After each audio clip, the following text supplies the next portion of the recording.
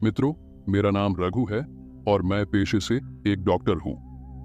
आज मैं आपको अपनी आप बीती बताना चाहता हूं जो मेरे साथ घटित हुई।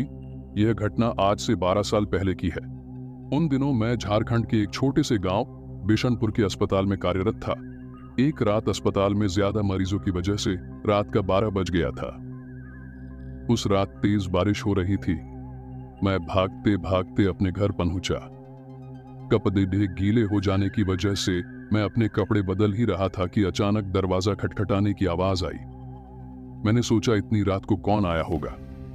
मैंने दरवाजा खोला और देखा कि एक लड़की जो बरसात में भीगी हुई थी रोते हुए कहने लगी कि मेरी माँ की तबीयत बहुत खराब है, आप जल्दी चलिए नहीं तो वो मर जाएगी।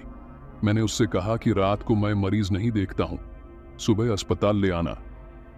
मगर वो लड़की जाने को तैयार नहीं थी और रोने गिड़गिड़ाने लगी। उसकी आवाज सुनकर मेरी पत्नी को उस लड़की पर दया आ गई और मुझे उसके साथ जाने को कहा। मैंने मन ही मन परेशान होते हुए बाहर आया और अपनी जीप निकाली। सुनसान रास्तों से होते हुए वो लड़की मुझे 5-7 किलोमीटर दूर एक दूसरे गांव में ले गई।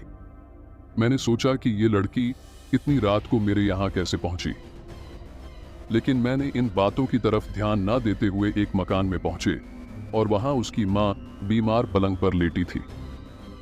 मैंने उसकी नब्ज देखी और इंजेक्शन दे दिया और कुछ दवाएं लिख दी।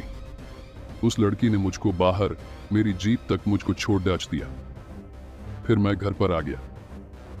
अगली सुबह मैं जब अस्पताल के लिए जाने लगा तो सोचा कि रात वाले मरीज से मिलता जाऊं, थोड़ा सा चक्कर ही पड़ेगा रास्ते में जाने को। ये सोचकर मैं वहां गांव में पहुंचा था। मैं रात को जिस मकान में गया वहां मुझे कोई मकान नहीं दिखा। मुझे उस जगह पर खंडहर नजर आ रहा था, तो मैं गांव के लोगों से पूछने लगा कि यहाँ एक घर और परिवार रहता है। तो लोगों ने हैरानी से देखते हुए कहा कि यहाँ ऐसा कोई घर नहीं है। ये सुनकर मेरे रोंगटे खड़े हो गए।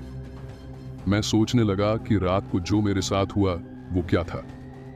वहां के लोगों ने बताया, ये प्रेत लीला है जो हर साल किसी एक इंसान के साथ होती है। ये तो गनीमत है कि आप जिंदा बच गए, वरना वो आत्मा आपको जिंदा नहीं छोड़ती। हालांकि मैं भूत प्रेत में ज्यादा विश्वास नहीं करता हूं। मैं जब गांव वालों के साथ उस खंडहर में पहुंचा तो उस खंडहर के बाहर मेरी जीप के पहिए के निशान थे और वो इंजेक्शन और दवा भी वहीं पड़ी थे। मैंने बिना लोगों से और बातें किए फिर से घर लौट आया और घर वालों को सारी बात बताई। उसके कुछ दिनों बाद मेरा तबादला दूसरे गांव में हो गया, लेकिन उस रात की घटना के बारे में सोचकर आज भी मेरी रूह कांप जाती है।